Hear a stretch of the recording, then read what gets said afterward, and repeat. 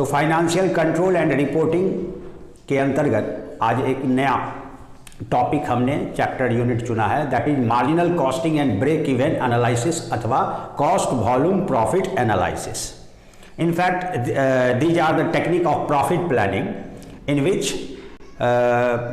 profit at different level of production and sales activity is measured and changes brought in changes जो परिवर्तन बिक्री और उत्पादन के स्तर में जो चेंजेज आता है उसका असर किस प्रकार से प्रॉफिट पे पड़ता है उसको मेजर करना है, इसमें प्रॉफिट प्लानिंग किया जाता है.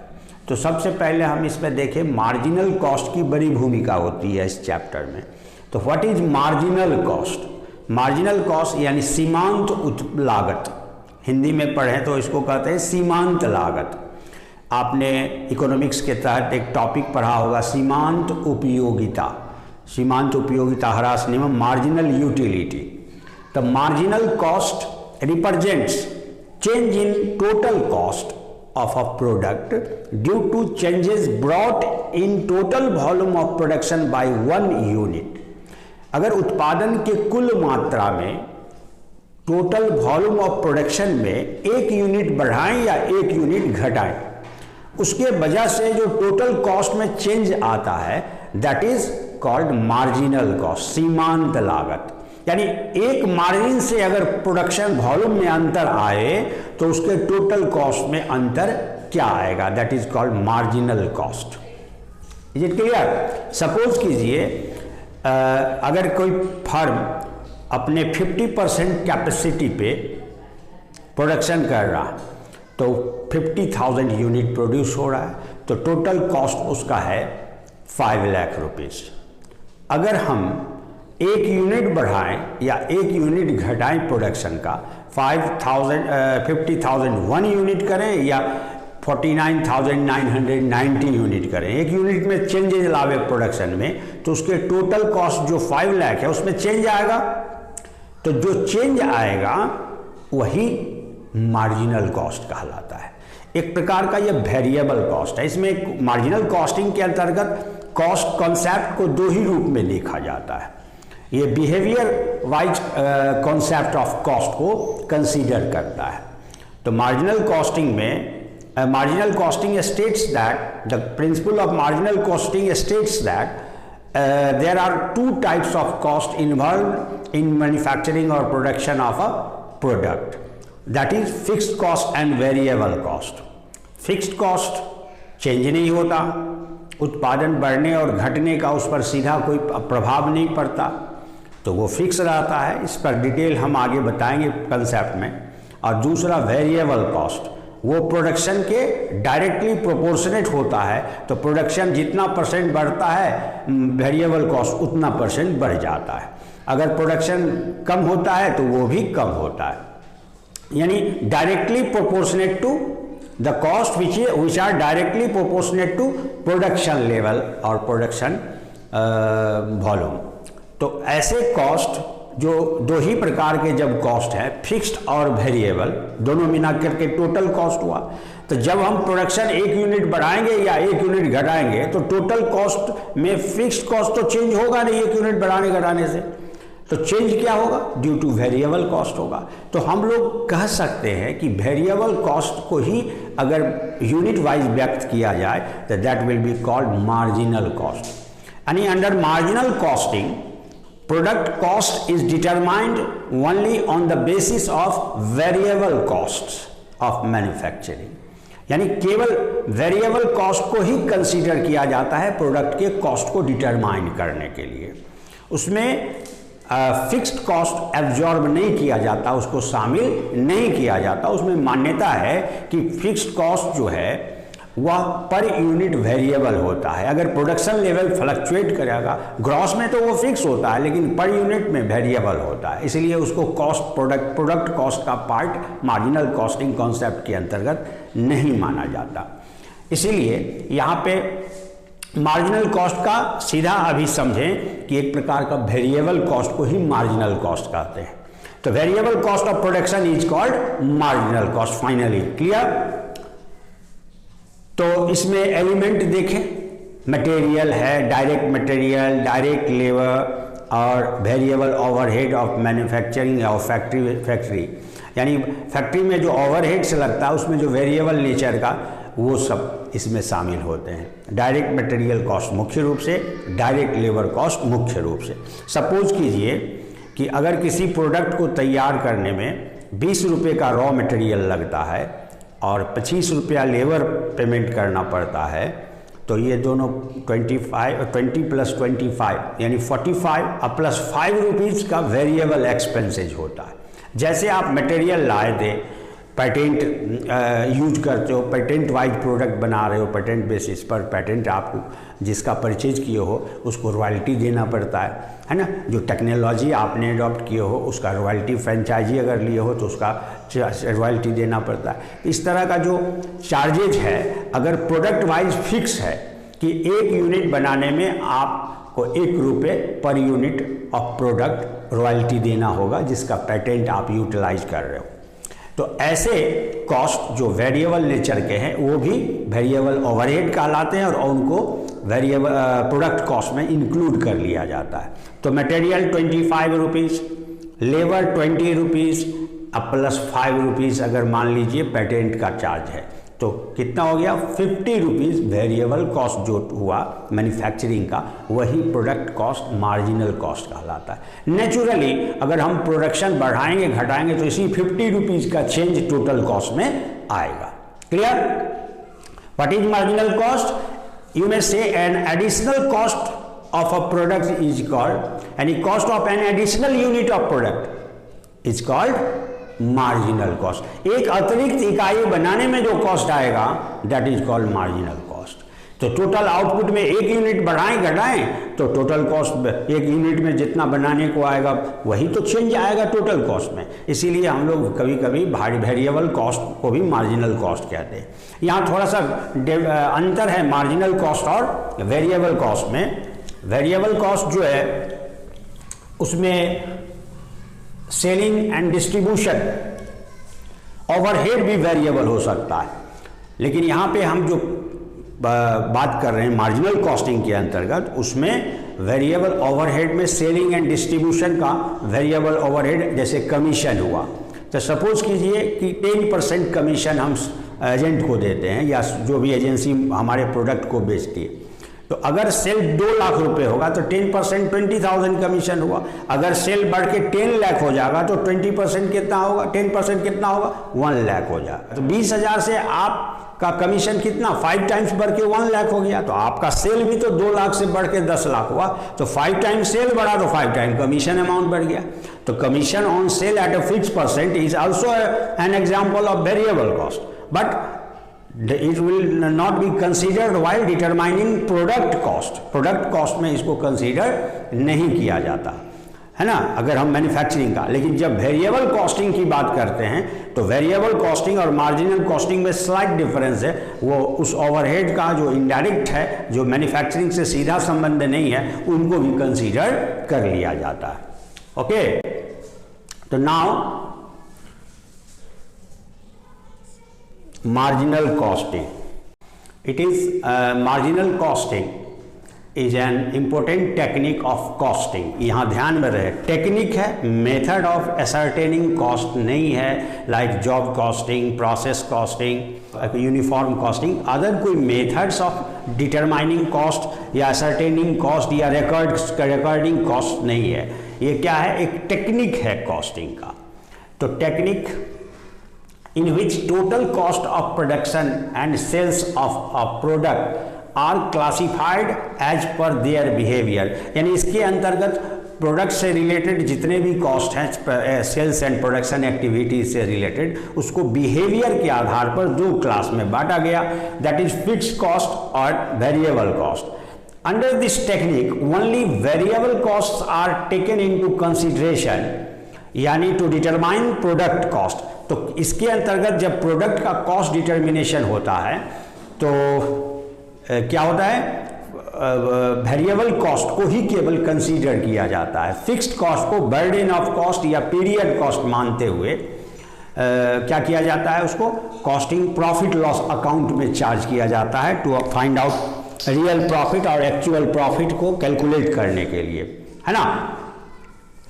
तो कॉस्ट अकाउंटिंग के इस अप्रोच के अंतर्गत फिक्स्ड कॉस्ट को कॉस्टिंग प्रॉफिट लॉस अकाउंट में चार्ज करता है। क्यों? उसका कारण है क्योंकि फिक्स्ड कॉस्ट, सपोज कीजिए रेंट को अगर हम ले लें या डेप्रिसिएशन को ले लें, कोई भी फिक्स्ड कॉस्ट कंपोनेंट को, तो रेंट जो है वो तो फिक्स है, पीरियड पे डिपेंड करता है। अगर 10,000 पर मंथ अगर रूम का कॉस्ट रेंटल चार्ज है तो 10,000 पर मंथ लगेगा, चाहे आप ज़्यादा स्टूडेंट्स पढ़ाओ या कम स्टूडेंट्स पढ़ाओ, आपका पर यूनिट कॉस्ट जो होगा पर हेड वो वेरी करेगा नंबर ऑफ स्टूडेंट की वजह से, लेकिन टोटल में वो 10,000 ही पड़ेगा पर मंथ, यानी annually 1,20,000, 1,20,000।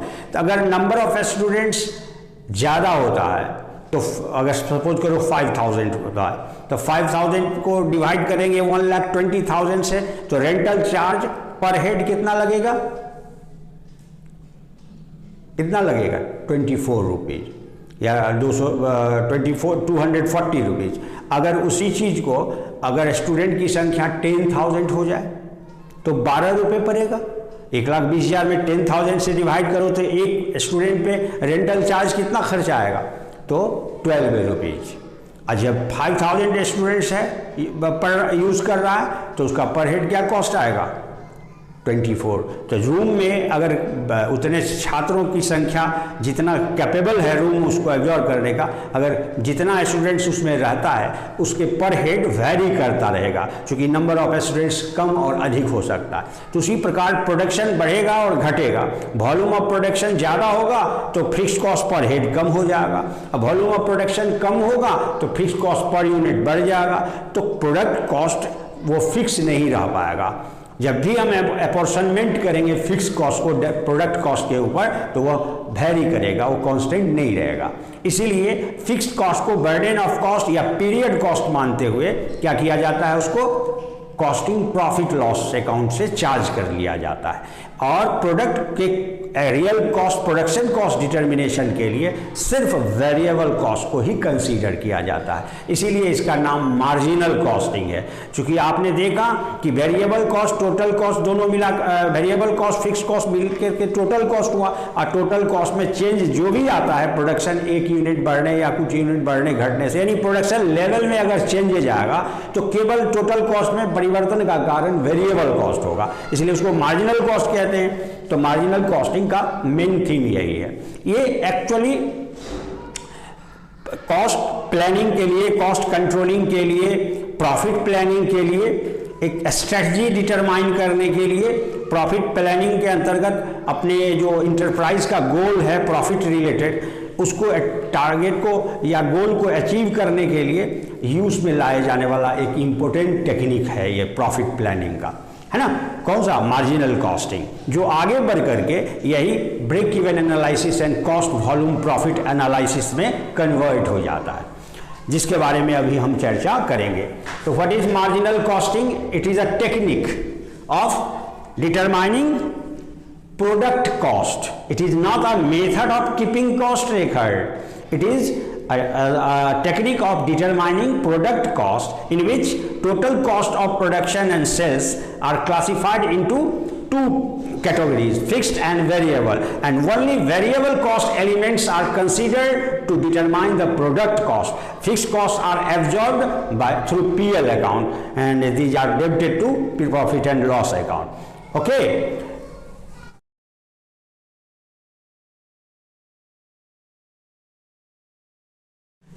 Cost volume profit analysis, CVP analysis or break even analysis is an important tool of management control which is used for profit planning and determining policies and strategies to achieve the targeted amount of profit or budgeted amount of profit.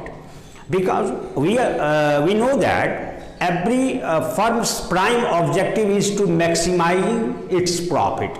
किसी भी firm का मुख्य उद्देश्य जो होता है main, वो होता है प्रॉफिट अर्निंग। तो केवल अर्न करना ही नहीं, प्रॉफिट का साइज तो 2 रुपये भी हो सकता है, 2 अरब भी हो सकता है। मैक्सिमाइजेशन ऑफ प्रॉफिट, लाभ कैसे अधिक से अधिक हो सकता है ना। तो चूंकि प्रॉफिट तो मेरा प्राइम ऑब्जेक्टिव है ही, और प्राइम ऑब्जेक्टिव होने के साथ साथ एग्जिस्टेंस के लिए भी जरूरी है, फर्म एग्जिस्ट करे इसके लिए भी प्रॉफिट अर्निंग आवश्यक है। अब आप गौर करो कि फर्म का प्रॉफिटेबिलिटी अगर सेटिस्फैक्ट्री होता है, स्टेबिलिटी रहता है, ग्रोइंग रहता है, नेचुरली फर्म का भी ग्रोथ और रेट और डेवलपमेंट रेट जो है वह सेटिस्फैक्ट्री होता है, फर्म का विस्तार एक्सपेंशन हो पाता है।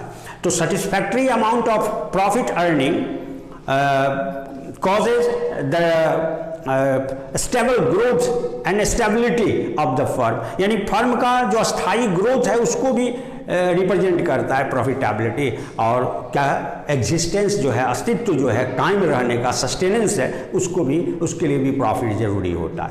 लेकिन क्या है कि प्रॉफिट हमेशा स्टेबल एक जैसा होता रहे, ये अक्सर देखने को नहीं मिलता। उसके कई एक कारण हैं, इंटरनल भी फैक्टर्स हैं, एक्सटर्नल फैक्टर्स हैं, जिसके कारण प्रॉफिट में फ्लक्चुएशन होता रहता है। प्रॉफिट में फ्लक्चुएशन क्यों होता है और क्या कारण है, तो आप गौर करें कि प्रॉफिट इज इक्वल टू क्या होता,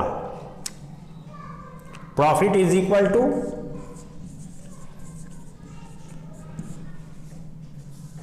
सेल्स माइनस कॉस्ट, या आप एक्सपेंस कह सकते हो।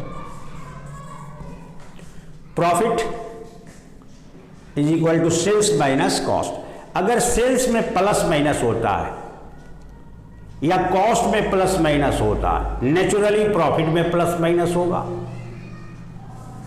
तो ये दो जो हैं वो प्रॉफिट को प्रभावित करते हैं, कंपेल करते हैं बढ़ने और घटने का।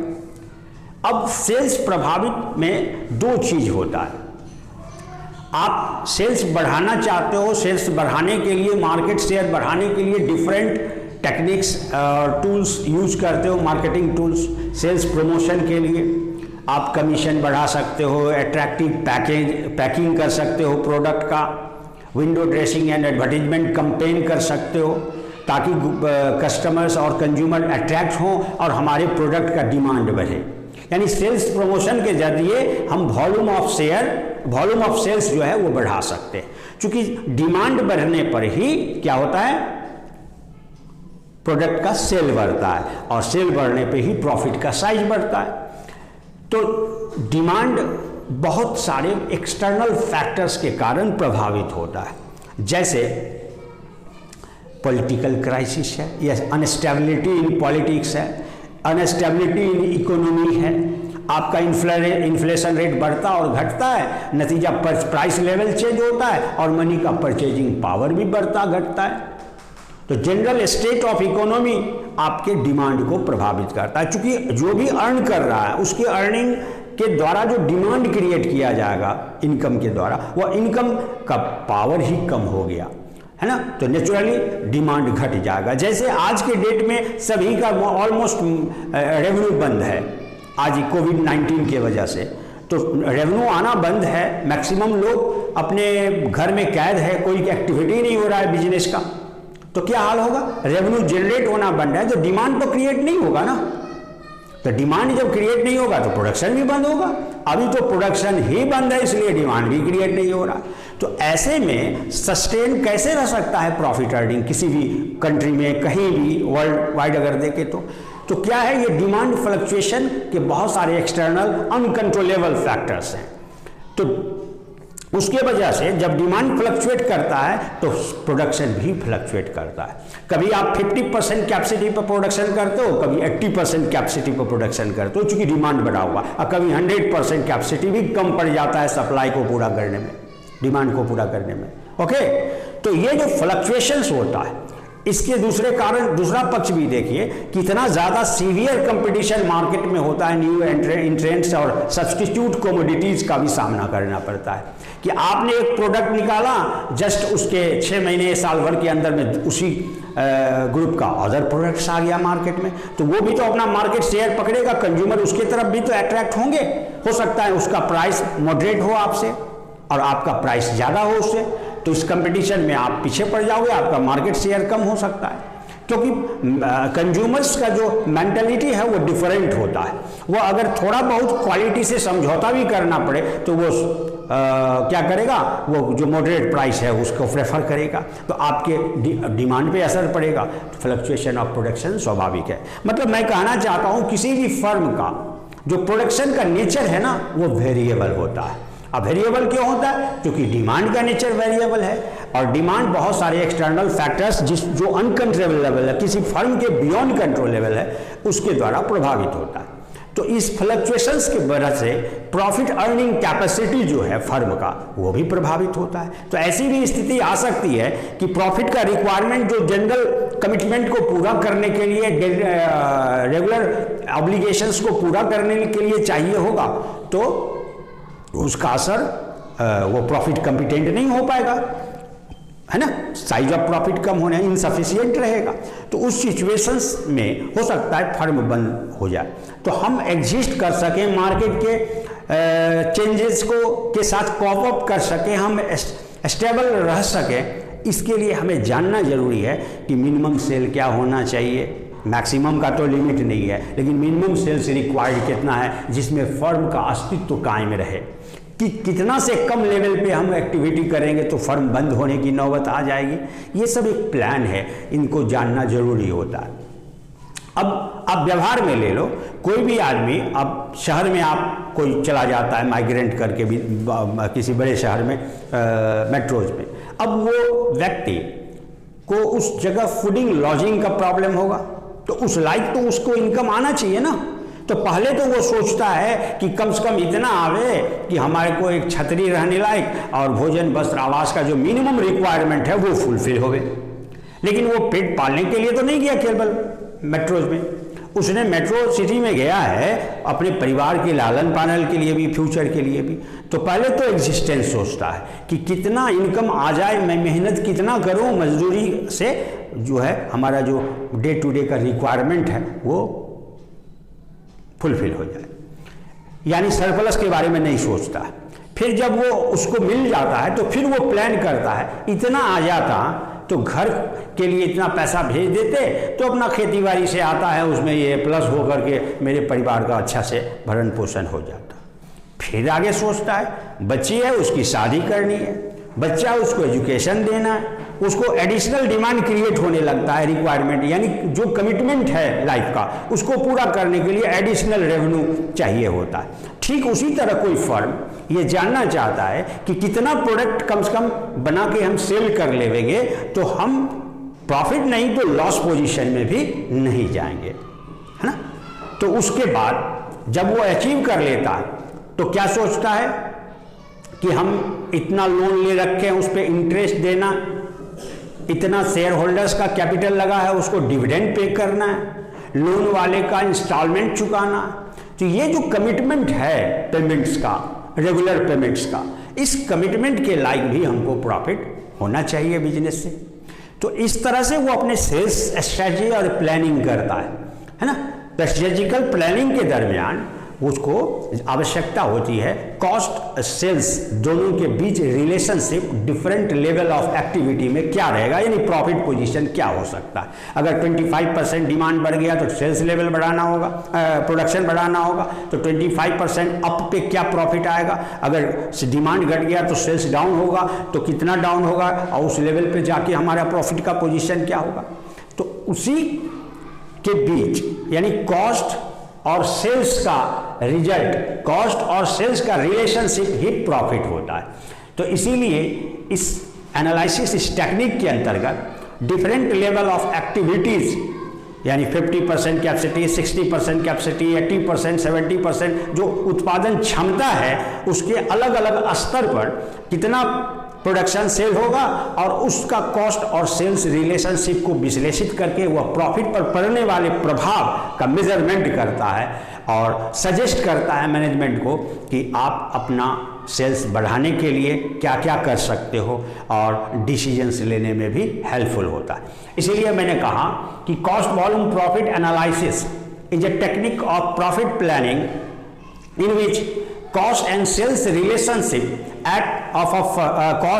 relationship at different level of production and sales activity of a firm is analyzed to measure the impact of variation in production and sales activity on profit. During this analysis of relationship, we achieve a level of activity at which the firm total production of cost is equal to total sales revenue. During this analysis, we achieve a level of output that may be 40% capacity level or 30% capacity level or 60% capacity, whatever be level. At that level, the total sales revenue is equal to total cost of the product. In that position, at that equilibrium point of cost and sales, the firm is not in a position to earn any profit or suffer any loss. But any deviation from this equilibrium point, forward deviation or downward deviation, backward deviation, the result will be in the form of profit and loss. But at this level, total cost will be equal to total sales revenue of the product. So this equilibrium point is known as break-even point. This equilibrium point of cost and sales is called break-even point.